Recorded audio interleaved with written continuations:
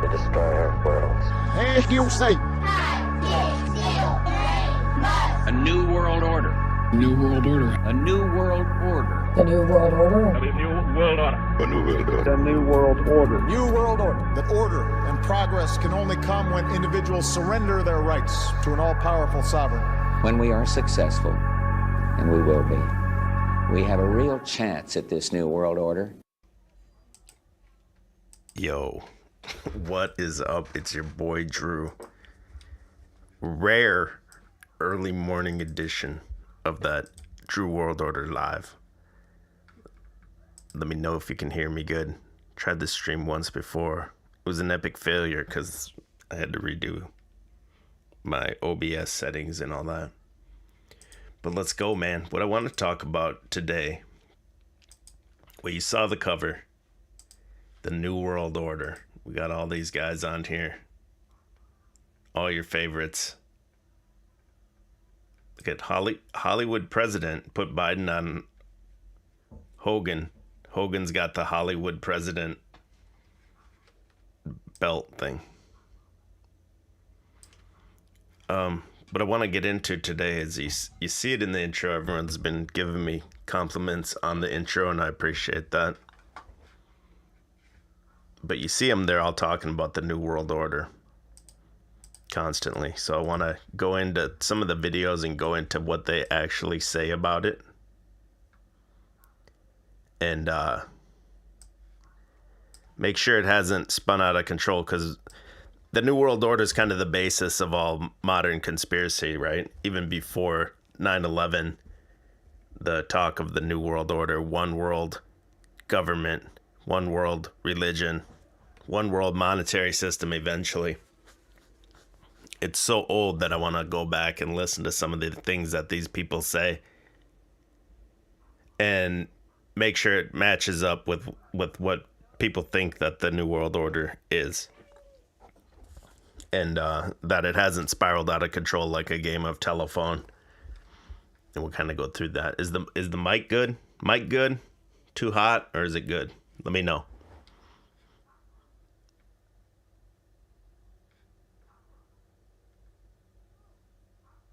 Sorry, I'm waiting for the feedback.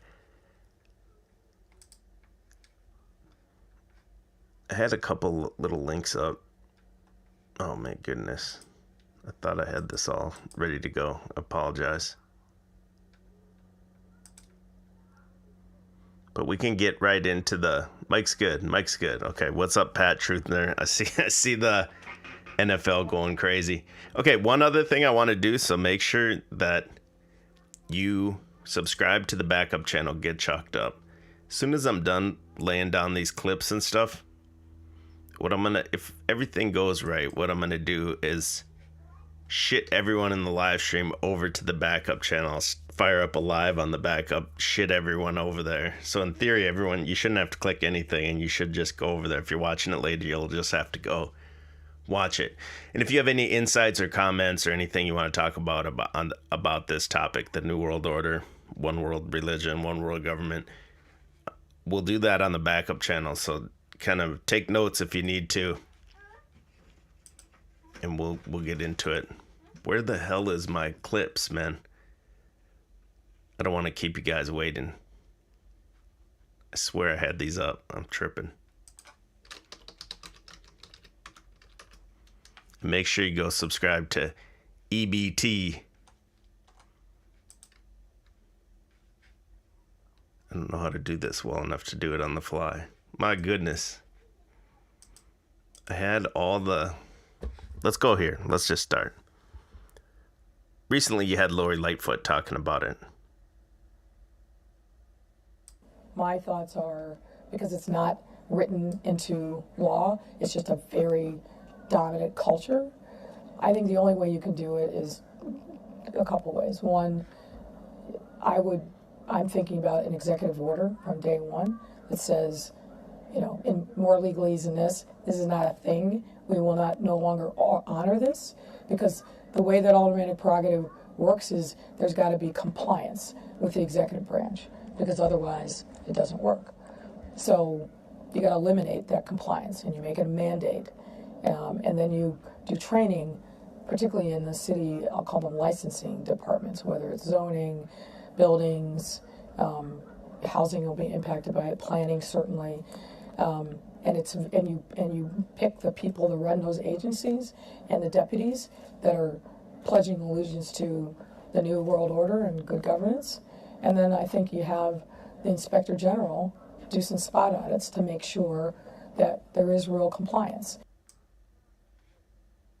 So she literally says the New World Order, but you can see that little peaks and valleys on the video. But we do begin with that. Whoops. Where everyone goes and How do you do? scans forward to where she says New World Order. Now she's kind of like Kamala. It's like a lot of word salad. So I couldn't even make sense of what she was really saying, but she did say, do you pledge allegiance to the New World Order? Another guy that's on the intro here. So she really doesn't say much, but she does talk about just pledging allegiance. And I think it is what you see with the WEF and all this other stuff. Man, I can't believe I don't have these links up. I'm so mad.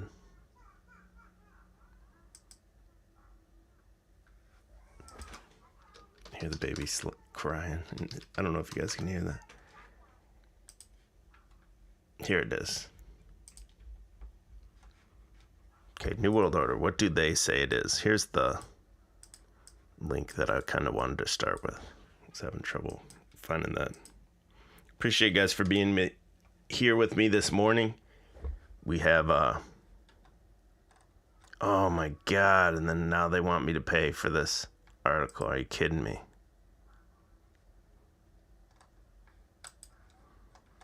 This just went into the, I'm not paying.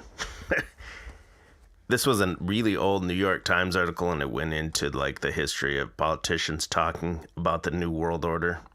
I'm blowing it, man. I'm blowing it. But it shows, that they've talked about this New World Order. You even see it on the intro as far back as, World War II or even before. And I think what it is, it's just, shout out to Benton. Benton likes to talk about communism, constantly reinventing what you need to do. And Benton calls it the monkey dance of the day. So the TLDR, I think, for this stream, what you want to take from it is, I think that's what they mean for a New World Order. I don't necessarily think they're all in agreement all across time since they began talking about it in the early 1900s or whatever. Yeah. I don't necessarily think they all mean the same thing, but they, as far as one world government, one world religion, one world monetary system, I think they do mean like constantly moving goalpost. We saw with COVID, the new normal, constantly reinventing what it means. And micro, man, my boy is screaming his head off. Just like micro, like yard posts that they want to hit every like 10 years. Like there was Agenda 21, Agenda 2030. And maybe ultimately in the end, there's this giant place they want to get to that would be the one world government, one world religion. But the people, as they talk about it, especially in the early 1900s, they may not necessarily be privy to that information. The politicians and stuff talking about it. Bushwhacking says, yeah, constant chaos, order out of chaos. Yeah, that's a good way to put it.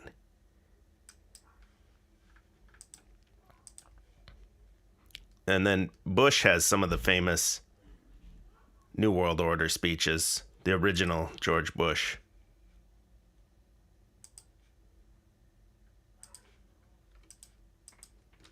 Go listen to what he says about it here. Our objectives in the Persian Gulf are clear. Our goals defined and familiar. Iraq must withdraw from Kuwait completely, immediately, and without condition.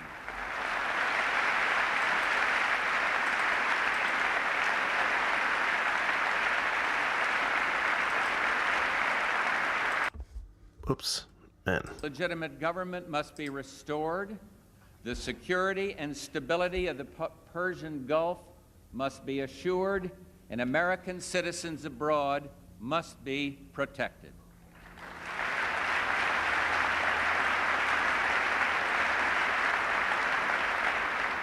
These goals are not ours alone. They've been endorsed by the United Nations Security Council 5 times in as many weeks. Most countries share our concern for.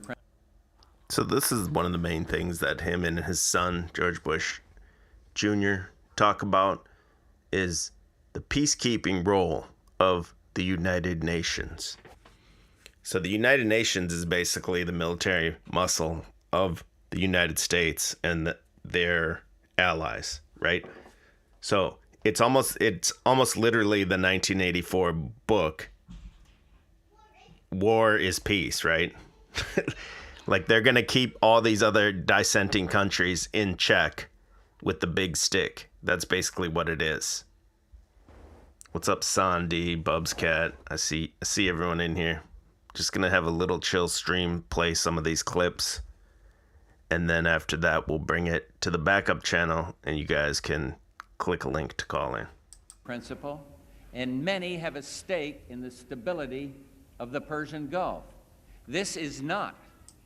And another thing, where it's all about them creating constant destabilization where they want it. And if you look at where the military bases are of the United States, you can see them. They're all next to the dissenting countries kind of surrounding them. As Saddam Hussein would have it, the United States against Iraq, it is Iraq against the world. And so in the New World Order, there is no sovereign countries, basically, is what he's saying. You're either lockstep with this globalist elite agenda or not. However, that is changing, and we'll get into that a little bit now, because this is from the early 90s. You know, I've just returned from a very productive meeting with. Yeah, this is actually from 9/11, 1990. So the date 9/11, 11 years before the towers. Soviet President Gorbachev, and I am pleased that we are working together to build a new relationship. In Helsinki, our joint statement affirmed to the world our shared resolve to counter Iraq's threat to peace. Let me quote, "We are united in the belief that Iraq's aggression must not be tolerated. No peaceful international order is possible if larger states can devour their smaller neighbors." Clearly. However, he says he doesn't want the larger states to devour their smaller neighbors. However, they're using the peacekeeping arm of the United Nations, so a conglomerate of lockstep armies. They can keep these countries in check through military might. That's fine, but if you have your own country and you want to do the same thing that they're doing but on a smaller scale, you can't do it without the approval of the reptilian overlords. No longer can a dictator count on East-West confrontation to stymie concerted United Nations action against aggression.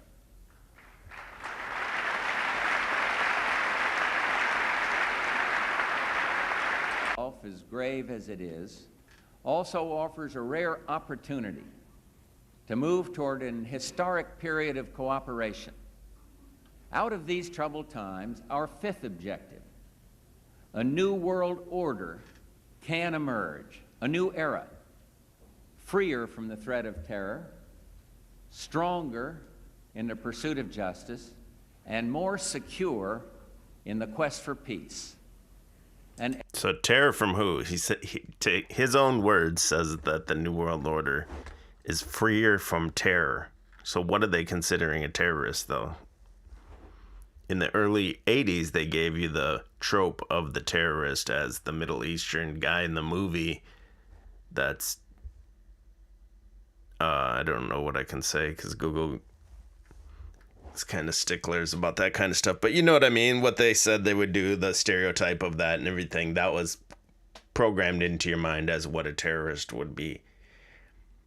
And now, not that long later, 30 years, a few generations later, the terror the terrorists to these that they're programming people to accept as terrorists is like domestic terrorists, or what they would call a patriot, right? A gun nut, a right-wing gun nut, whatever. That's who these people think commits all the atrocities that they show you on the news, even though most of the time it comes out and that's not who it is. It just, as long as they instantly think that's who it is, it doesn't really matter beyond that, I don't think.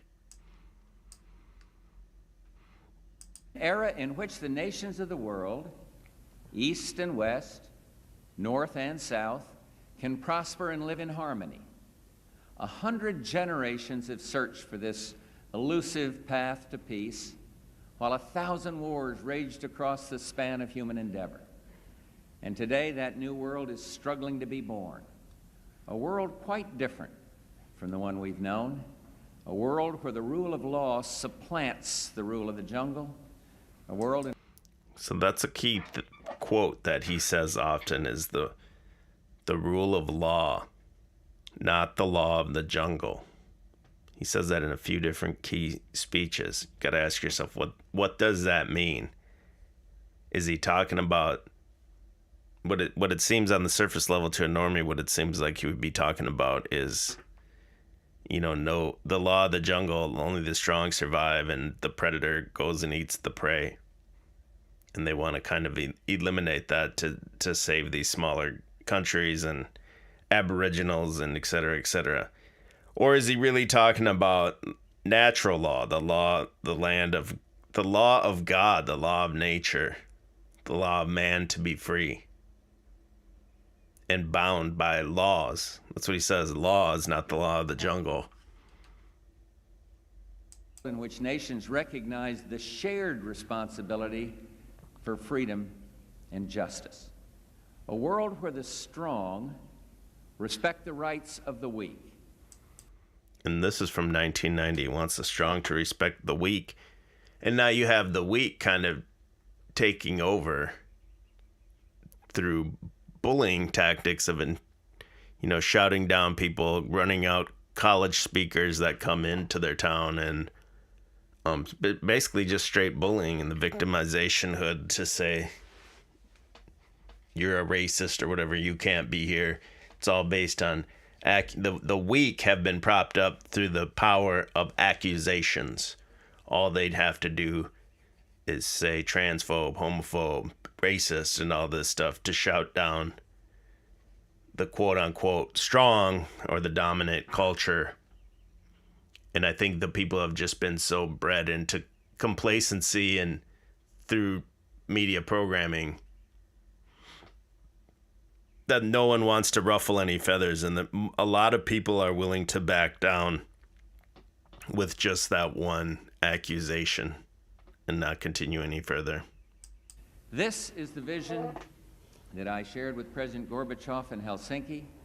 He and other leaders from Europe, the Gulf, and around the world understand that how we manage this crisis today could shape the future for generations to come. The test we face is great, and so are the stakes. The generations to come, that's what he said in 1990. So here we are in 2023, maybe about 3 generations later, if you go by Yuri Bezmenov's definition of a generation, would be 15 to 20 years, right? Because that's how long it takes a child to go through the public schooling program and become fully programmed.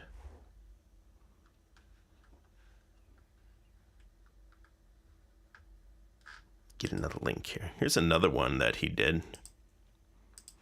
The same guy. He was kind of he's definitely not the forefather of it, but he was the one talking about it the most in the early 90s that fueled the conspiracy about it, all the books and everything about the Fourth Reich and everything like that. Institutions of freedom have lain dormant. The United Nations can offer them new life.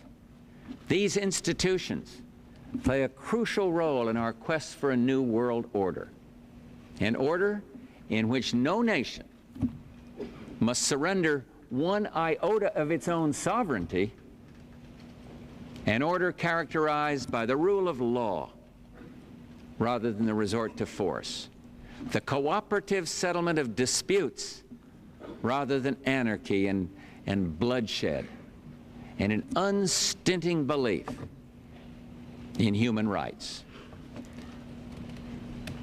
And finally, you may wonder about creating more and more victim classes, then they are able to uphold this oath to the New World Order and say that they are, you know, saving the weak, or however you just said it.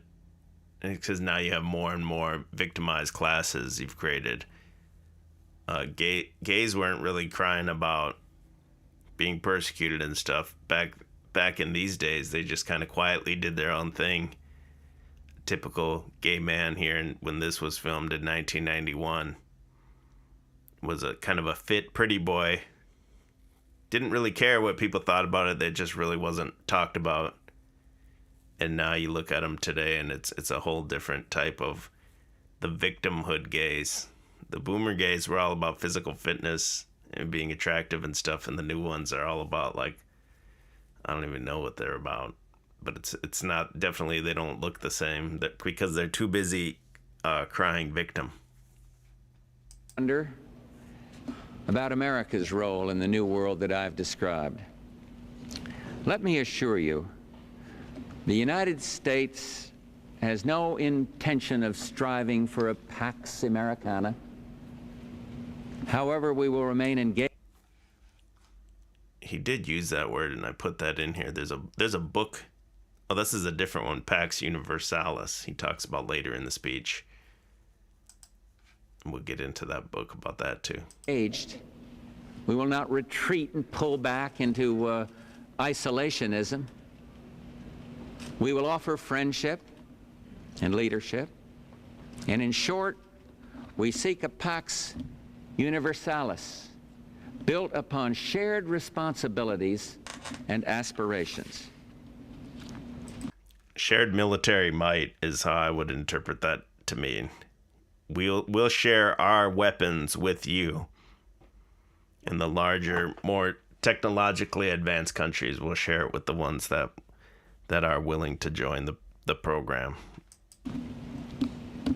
To all assembled, we have an opportunity to spare our sons and daughters the sins and errors of the past. We can build a future more satisfying than any our world has ever known. The future lies undefined before us, full of promise, littered with peril. And we can choose the kind of world we want. One blistered by the fires of war and subjected to the whims of coercion and chance, or one made more peaceful by reflection and choice. Take this challenge seriously. Inspire future generations to praise and venerate you, to say, on the ruins of conflict, these brave men and women built an era of peace and understanding. They inaugurated a new world order, an order worth preserving for the ages. Good luck to each and every one of you, and thank you very, very much. War is peace. Don't you dare become a Saddam Hussein. Even if they funded that and everything like that. It's to put a show on the world stage to let everyone else know this is what will happen if you go against this regime. What's up, Toilet Bowl Earth? Kem before the storm. I see you, fam. And then that Pax Universalis, he said. There was a book about that. Or it's like a white paper or something. Yeah, it's a book, I guess. It says, the abstract here says, the centerpiece of the new U.S. strategy for the New World Order, and this is from 1992. That last speech was 1991. So the centerpiece for that strategy is strategic reserve called Crisis Response Force, designed to replace many aspects of our current forward defense. This study examines whether strong, standing strategic reserve is appropriate to the American situation in the coming decades. It proceeds by comparing the overall strategies with live historic case studies and systems that face similar problems and opportunities. The historic models chosen are the Roman Empire, the Byzantine Empire, the British Empire from Waterloo, World War I. The study applies a set of 7 criteria to each and systemically examines the results to find pitfalls and mechanisms which have endured relevance to a postulated future predicted by the 1991 Naval War College Global War Game. The study concludes that as a possibly extended transitional stage towards an ideal network of regional coalitions, the new national strategy is realistic and effective, except significantly in the Middle East, where a naval bridge approach should have taken. So I did want to go into that, and I never really did. I meant to have this like way more prepared, and this was a stream I tried to do 2 weeks ago. I had all the links up, and it messed up, and then I kind of forgot to go back to it and get it ready. But I guess we're just going to work it out here on the fly. I'm going to be grinding out some streams this week. And I like the panel concept where we can go to the backup channel, take calls, and do panels. So it says they postulated a future predicted by the 1991 Naval War College Global War Game. What is that?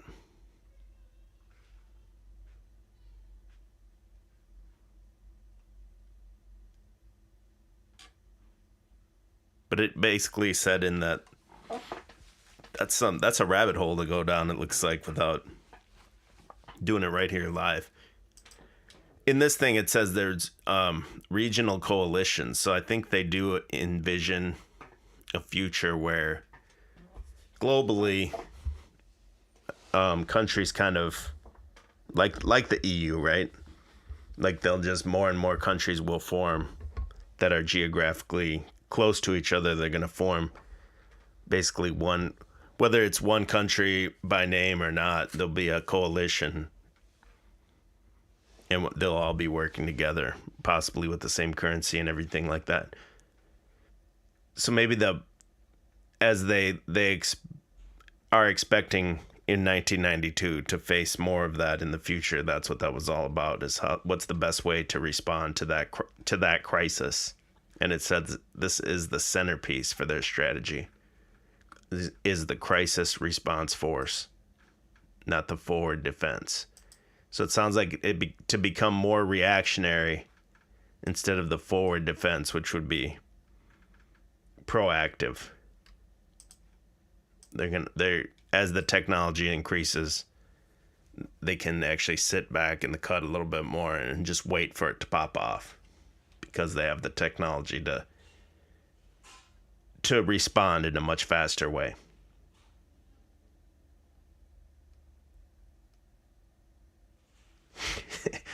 Jimbo Khan said, yeah, do panels for 6 hours. Do the Benton and Yurt strategy. What other ones do I got on here? In the Bill Clinton's inaugural address, he talked about it a little bit.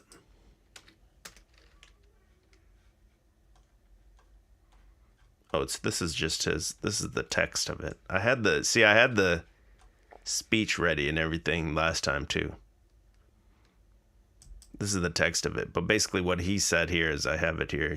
Bill Clinton's own words said, "To renew America, we must meet challenges abroad as well as at home. There is no longer a clear division between what is foreign and what is domestic. The world economy, the world environment, the world's AIDS crisis, the world's arms race. They affect us all. Today, as an older order passes, the new world is more free, but less stable. Communism's collapse has called forth old animosities and new dangers. Clearly, America must continue to lead the world. We did so much to make." So to me, that I kind of take that as like undercover communism. They can't just come out and say, yeah, it's a worldwide communist takeover. You know what I mean? And how they did create this world economy already. It's just not one world, like monetary system. But there is, that what happens in the East affects the West and vice versa. The world environment, I think that's what it's all about. That is, as Infinite Plane likes to point out, the modern day one world religion is the world environment. We'll get into that next. And also, the spread of globalism was from things like AIDS and health crises. And we saw the last one in 2020. How they're able to get every nation on board with these things and pushing the same narrative as lockstep through, which could ultimately lead to medical martial law, basically, right? And to the world environment, the environmentalism, in the intro to the video, I do have John Kerry talking about the New World Order, and he's championing can't talk. He's championing whatever. What he calls World War Zero. The ability of future generations to be able to adapt and live and prosper in the Arctic in the way that people have for thousands of years is in jeopardy. So, as all of you understand, because you've come here, you're here, this is not a future challenge. This is happening right now. People are dying around the world because of climate change. You're all here, sitting here, because time is running out. Solving climate change is the way not just to save lives and stop its geopolitical fallout, it's the way to create the jobs of the future. I'll tell you what I'm about to do. I'm going to be announcing a new effort, which is going to try to marry the top roots and the grassroots. And we are going to start an effort that communicates to our country with other leaders in other countries managing their countries in an effort called World War Zero. The effort to globally recognize there's only a world solution to this war, because I'll tell you what, the purveyors of doubt and lies and distortion have declared war on common sense and science.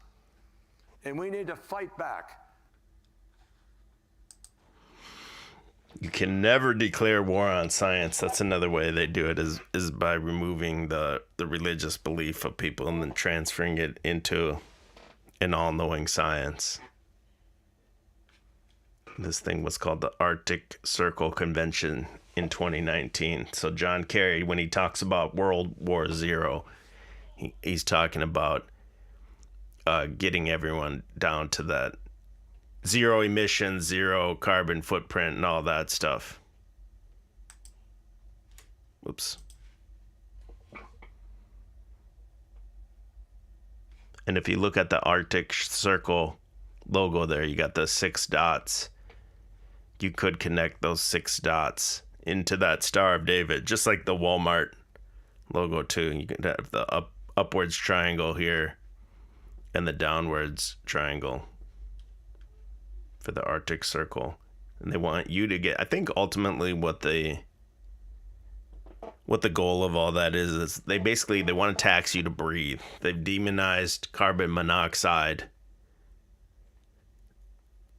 to the point where, yeah, you're an emitter of carbon dioxide. Now it's just big plants and corporations have to buy quote unquote carbon credits to offset the carbon that they produce.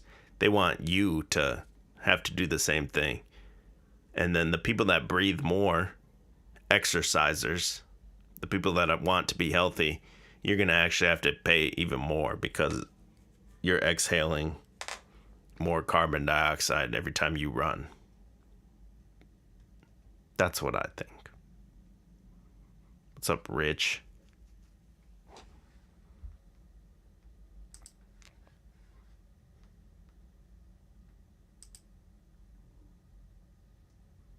There is something now going around called the anti-globalization movement.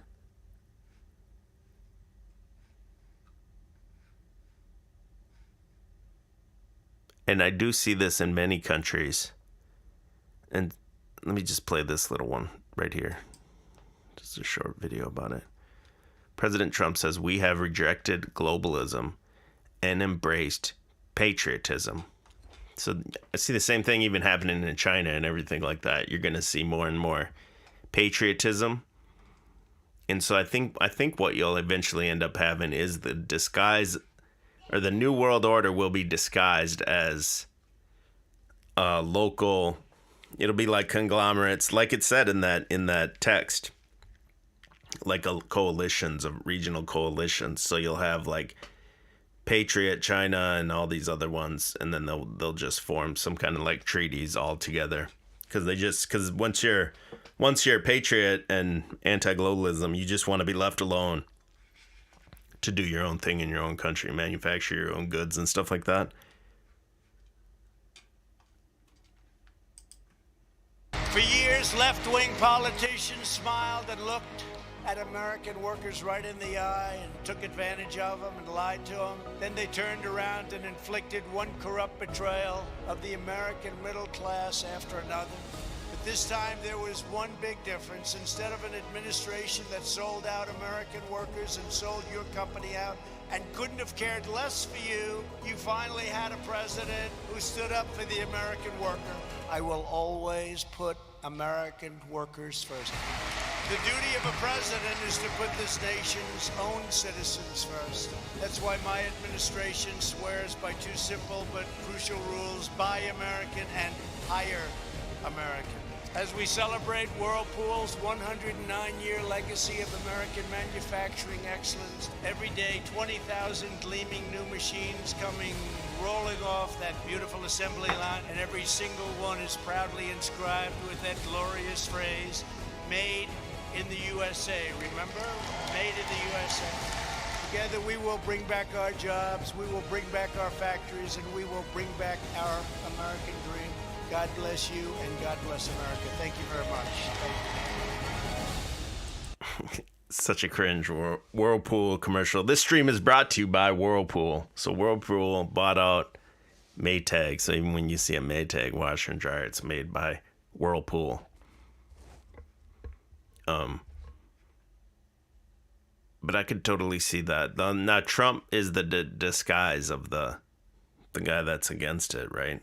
But then at the same time, he comes out, he says, "I am the father of the vaccine." He comes out and he says, take the guns first, due diligence second, and everything like that.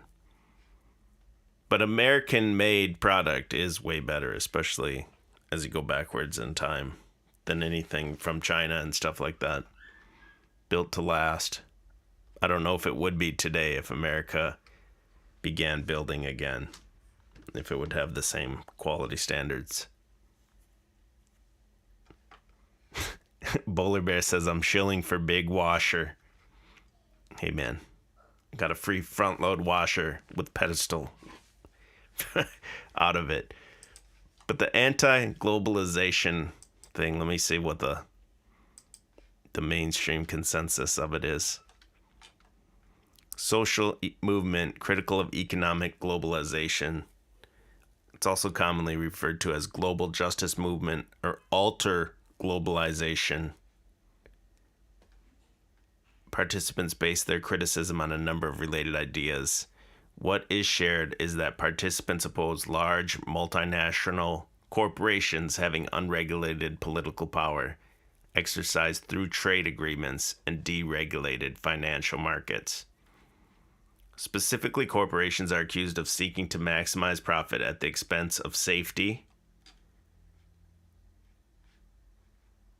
At the expense of work safety conditions and standards, labor hiring and compensation standards, environmental conservative principles.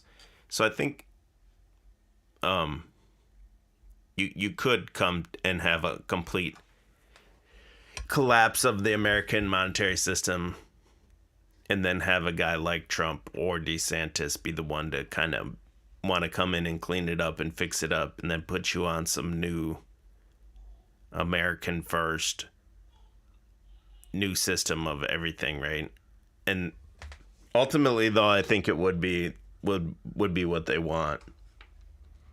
because then it just creates there would be the underlying tensions, the same things that made the Cold War successful and everything like that. Even if you had strong independent nations in agreements with each other that they weren't going to mess with each other, there's always going to be kind of the tension behind the scenes.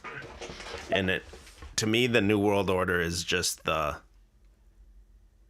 constant moving of the goalposts and everything. Order out of chaos, as the chat said earlier. Just to constantly keep you guessing there's a new normal, and now 2 more years from now there's going to be another new normal, right? Another thing too, it's almost like the people are almost like lab rats, and they want to just kind of just see if they can do it. I think that's a big part of it, is they say jump and they want to make sure everyone says how high. You also got how on the cover I have even the quote unquote the people that oppose it, like Ron DeSantis. Again, they got to give you 1 or 2 guys that seem like they're against it, like Ron Paul or DeSantis. DeSantis has the red flag laws. Even right here on CNN, Florida's red flag law, championed by Republicans, is taking guns from thousands of people. And when you point this out to the DeSantis tards down here and stuff, they'll be like, well, politics is give and take. He's got to do something, you know what I mean? He does this, and then he can get 5 other things pushed through that he wants, and then later he can go back and change that. Is basically how the Republican sycophants will frame that in their mind. That's what they believe.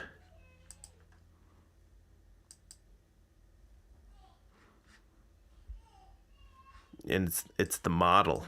It says in gun control debates,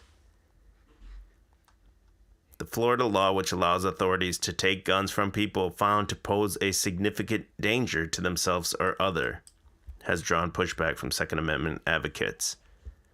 But supporters say the law, used thousands of times since the Republican-controlled legislature approved it in 2018, has saved untold number of lives. Well, how would you know? And then also, who's to say you're going to pose a significant danger?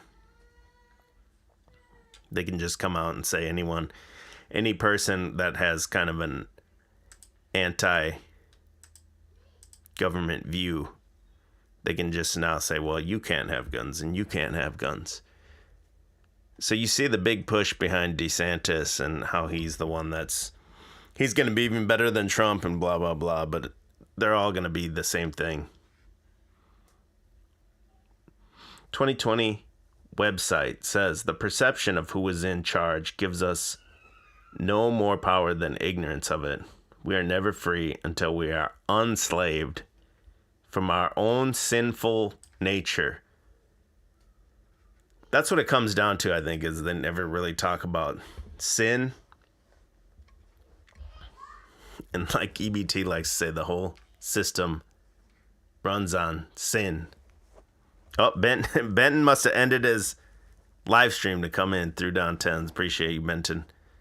Sorry, I wasn't trying to compete with Benton, but you stream 18 hours a day. I figured no matter what, you're going to be going whenever I go. I think during the week I'll be doing more kind of early or afternoon streams. Get new people in here that typically I'm going on late on Friday night. Maybe there's different people or people that are at work or whatever. Yeah, exactly. Stevie J says, sir, this stream is a red flag. Exactly. Now, Benton and Tinfoil, aka Toilet Bowl Earth, are in here at the same time. I'm gonna offer to be the mediator, and you two need to debate and get it over with. These guys are constantly at each other's throats. If you guys want to debate and get it over with, I'll be the fair mediator. I'll set the rules beforehand, and I'll be I'll cut your mic after 2 minutes or whatever we decide on the rules. But you guys need to either debate or fuck and get it over with. Sickening. Throw down, boys, Surcharge says. And then Obama, in the introduction I made, he also says, see, I didn't have it up because this stream's like a 2-week-old idea I had. But he says that when citizens surrender their rights to an all-powerful sovereign, that's basically, let me see if I can type that in and find it real quick.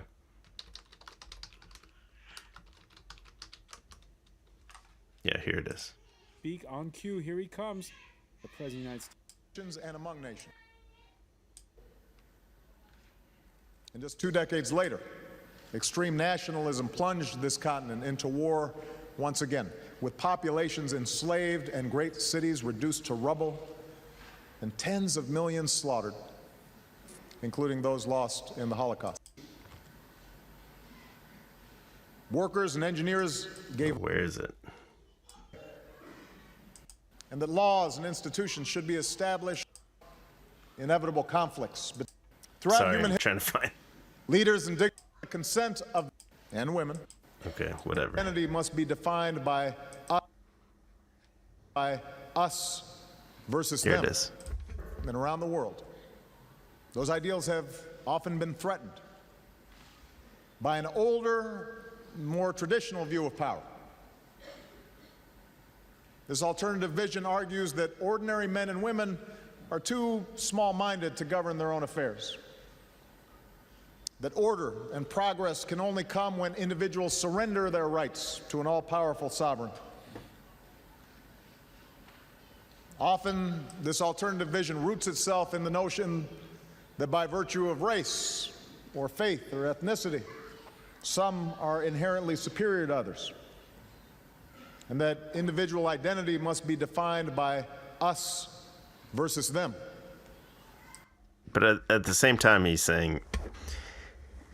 outlining that by surrendering all your rights to an all-powerful sovereign, but then he says no one's more powerful than other people. Like, who do they consider to be an all-powerful sovereign? I know they have the queen. Is the queen the only person that's they consider a sovereign, or is there more? I guess I really don't know that. But when she died, that's what they referred to her as. EBT might know. See in the chat.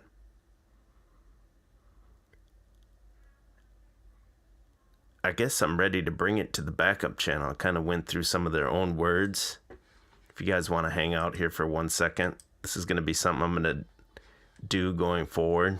I got to figure out how to do it, though.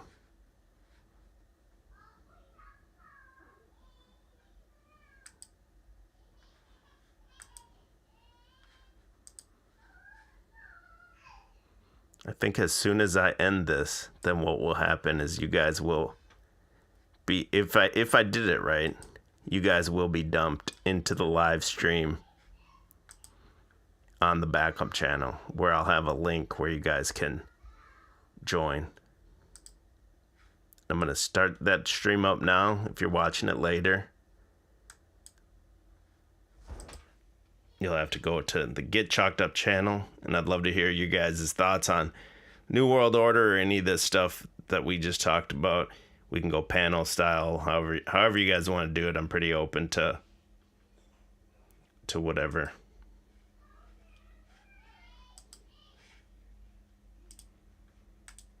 So I'm firing that stream up, and hopefully you guys are dumped over there. If not, just come on over, because I'll end this one now. Appreciate your time, and peace out. Now, if I did this right,